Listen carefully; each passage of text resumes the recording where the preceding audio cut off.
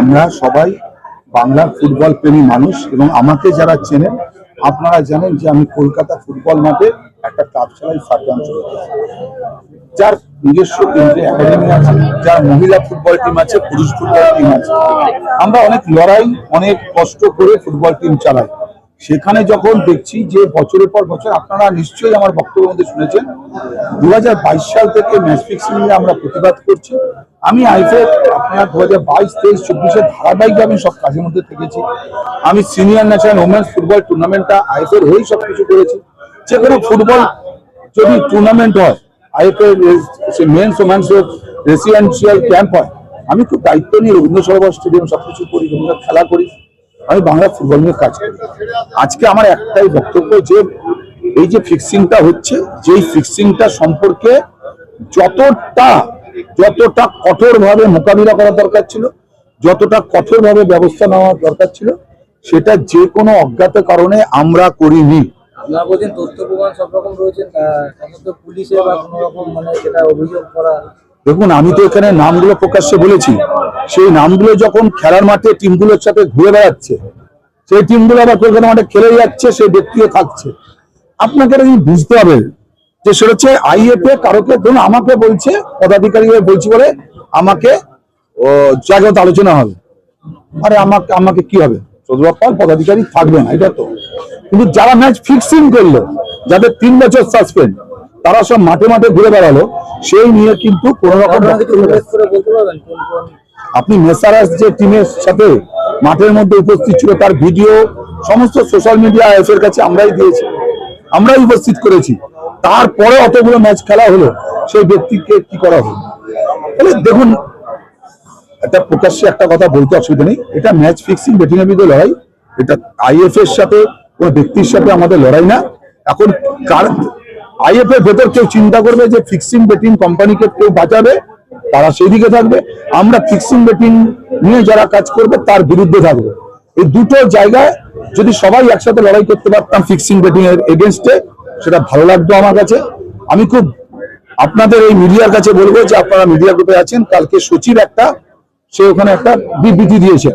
সে বিবৃতির মধ্যে তিনি নাম উল্লেখ করেন। আমি ধরে নিচ্ছি যেহেতু আমি 4 দিন আগে সোশ্যাল মিডিয়াকে আমাকে অ্যাটাক করে এবং আইএফএ পদাধিকারী সম্পর্কে বলে যে আমার নাকি গুরুত্ব নেই। আমি যে একটা 20 বছর সাতগ্রাম সমিতি ক্লাব চালাচ্ছি, সেটা চালানোর অযোগ্য ব্যক্তি। তাতে আইএফএ সচিব কিন্তু আপনাদের মিডিয়া গ্রুপে দেয়নি যে আইএফএ পদাধিকারীকে আক্রমণ করবার জন্য আমরা স্পন্সরের লোক সাচি স্পোর্টসের এই ব্যক্তিকে, জনৈক ব্যক্তিকে ডাকছি, ব্যবস্থা নিচ্ছি। আপনি ভেবে নেবেন সৌরভ পাল ফিক্সিং বেটিং এর এসে লড়াই করছে।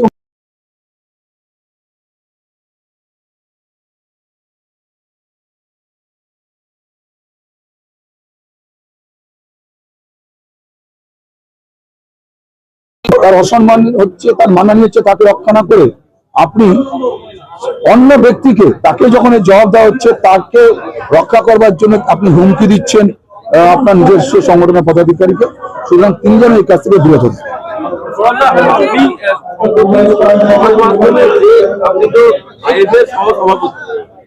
সেই জায়গায় দাঁড়িয়ে আপনি সাম্প্রতিক সমাজ মাধ্যমে সাচির এক কর্তার বিরুদ্ধে যে ধরনের ভাষা প্রয়োগ করেছেন, সেই জায়গায় কি আপনার কি মনে হয় যে এটা আইএফএর পাশাপাশি আপনার সম্মান হরণ করছে? প্রথম কথা হচ্ছে যে সাচি, আমাকে বলবেন না কি নাম টাইটেল ছিল ওখানটায়?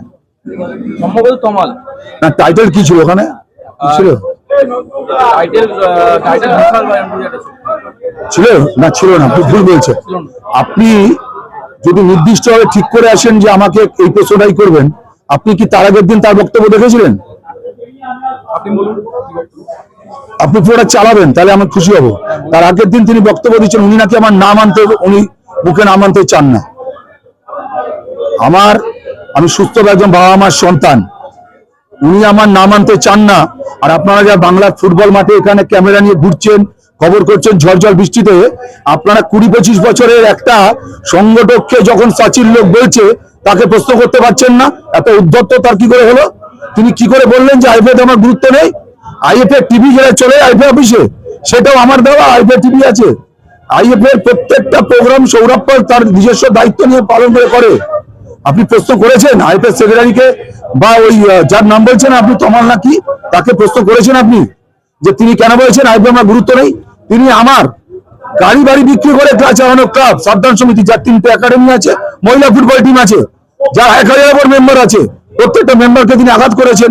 যে সাবধান সমিতি ক্লাব একটা অযোগ্য ব্যক্তির হাতে কিভাবে চললো তিনি বুঝতে পারছেন না। প্রশ্ন করেছেন আপনি, উনি তো আমার আগে আপনাদের বলেছেন সব কথাবার্তা। তাই আপনি আমাকে যেটা বলছেন ভাষা প্রয়োগ, আমাকে যদি কেউ ইট ছড়ে আমি তাকে রসগোল্লা নিশ্চয়ই দেবো না। বলে আপনি আমার উত্তরটা নিলেন, প্লিজ তার উত্তরটা নেবেন, এবং আপনি যদি সততা নিয়ে কোনো উদ্দেশ্যমূলক ভাবে আমাকে প্রশ্নটা না করেন। আপনি আমার ক্লাবে অনেকবার 2-3 বছর বাংলার ফুটবলে এসে একজন পদাধিকারীকে বলবে, আমি নাম উচ্চারণ করতে চাই না, তিনি ভদ্রলোকের মতন কথা বলেছেন, তার ভাষাটা ভদ্রলোকের মতন, আমারটা ছোট লোকের মতন। ফলে আপনি উদ্দেশ্যমূলক কোনো প্রশ্ন আমায় করবেন না। আমি সেই ব্যক্তি নই যে আপনি কি এই বিষয়টা নিয়ে আইএফএর কাছে কোনো রকম চিঠিপত্র দিয়েছেন? আরে আইএফএ তে কি কেউ চোখে দেখতে পায় না? এটা কি ব্লাইন্ড অর্গানাইজেশন নাকি? এটা ব্লাইন্ড অর্গানাইজেশন, সব দেখেও চুপচাপ আছে কেন? আজকে এখানে আপনাদের সামনে আমাকে প্রমাণ দিতে হচ্ছে যে এসএসসিএন ওটিটি অ্যাপ সম্পর্কে প্রশাসন রিপোর্ট দিচ্ছে। কেন এতদিন ধরে কেউ প্রশ্ন করেননি? আপনি তো অনেক খবর রাখেন যে এই ম্যাচগুলো কেন ব্ল্যাকআউট হয়ে গেছে। কোনদিন সাচিবা এসএসসিএন কে জিজ্ঞাসা করেছেন? না, এসএসসিএন এর কাছে আপনারা তো যারা মানে ফরেনসিক ডিপার্টমেন্টে আছে তারা তদন্ত করুক যে কোন কোন সময় কোন কোন ম্যাচগুলো বন্ধ হয়ে গেছে, সেই ম্যাচগুলো কি করে আজকে ফিক্সিং এর প্রমাণিত হচ্ছে। দেখো আমি উত্তেজিত করি, তুমি অন্যভাবে নিও না। তুমি যে প্রশ্নটা আমায় করলে সেখানে প্রশ্ন আমায় করবে না। আমি 30 বছরের পর কলকাতা মাঠ করছি, আর যে আমাকে হুমকি দিচ্ছে, থ্রেট করছে, তারা 3-4 বছর ধরে তাদের বিভিন্ন চ্যানেল ধরে তারা এখানে এসছে। তাই আমাদের যন্ত্রণা, আমরা আবারও বলছি, আমি ব্যক্তিগতভাবে বলছি তোমাকে, যে ক্লাব সম্পর্কে প্রশ্ন করেছে সাবধান সমিতি ক্লাব, যে ক্লাবে ওঠাপা, আলামনা, মার্কোস, এডমিলসন, ভারতবর্ষের দীপঙ্কর, ষষ্ঠী থেকে মাধব দাস থেকে শুরু করে অনিত ঘোষ সবাই খেলে গেছে। কোন প্লেয়ার খেলেনি বলো? আজকে লাইবেল ন্যাশনাল ডেভিস খেলে গেছে। সুব্রত ভট্টাচার্য আইএম বিজয়নকে ফার্স্ট কোচ করে আমি কলকাতায় নিয়ে এসেছি। আইএম বিজয়ন, সুব্রত ভট্টাচার্য, সাবির আলী, হেমন্ত ডোরা থেকে শুরু করে ফিলিপ রাইডার, যে আমার ইউথ একাডেমি হেড, আমরা ফুটবলটা করেছি। মহিলা ফুটবল টিমের রানার্স আপ হচ্ছে সাবধান সমিতি। তাহলে সেই ক্লাবের একজন অফিসিয়াল সম্পর্কে যখন বলে তোমরা বাংলার ফুটবল প্রেমীরা তাকে কিছু বলতে পারছো না, আমার মনে হচ্ছে তাহলে কি অর্থের জোর বেশি ফুটবল প্রেমী মানুষের থেকে? তোমরা এই প্রশ্নের জবাবটা আমাকে দিও, আর আমার সেক্রেটারিকে জিজ্ঞাসা করে নিও যে 25-30 বছরে ফুটবল মাঠে করার পর তার পদাধিকারীকে যখন সাচিব ব্যক্তি আঘাত করলো, সে তাকে না ধরে সে তোমাদের গ্রুপে দিচ্ছে, ব্যবস্থা নেবে, ঘোড়ার ডিম করবে আমার।